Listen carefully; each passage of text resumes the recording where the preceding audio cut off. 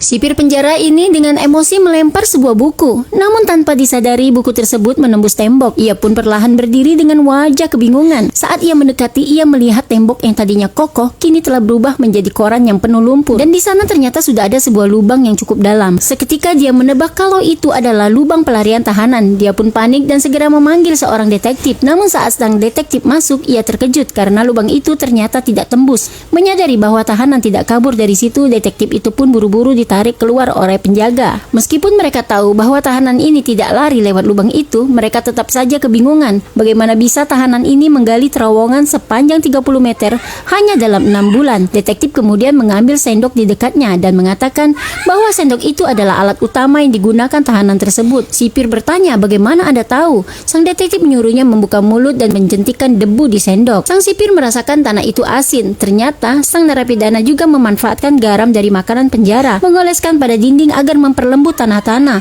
lalu menggali siang malam dengan sendok. Meskipun ini memakan waktu lama, ia lantas meminta setumpuk buku pada penjara, mengaku untuk dibaca. Padahal sebenarnya digunakan untuk menutupi lubang. Tanah diletakkan merata di atas kertas, dibasahi air lalu ditempelkan ke dinding, menutupi lubang sehingga memanipulasi pengawasan penjaga. Kesulitan berikutnya adalah membuang tanah hasil galian. Namun karena penjara berada di pegunungan dan sering diterpa angin kencang, ia cukup membuang tanah itu melalui jendela dan angin yang membawanya pergi. Setelah 6 bulan terowongannya hampir selesai. Wanita itu merencanakan pelarian dan karena dia jarang berbaur dengan tahanan lain, semua orang juga sudah lupa akan dirinya. Suatu hari ketika pimpinan penjara inspeksi, para tahanan bernyanyi dan menari di luar. Penjaga sibuk menyenangkan atasan mereka sehingga tidak ada yang memperhatikan keberadaan wanita ini.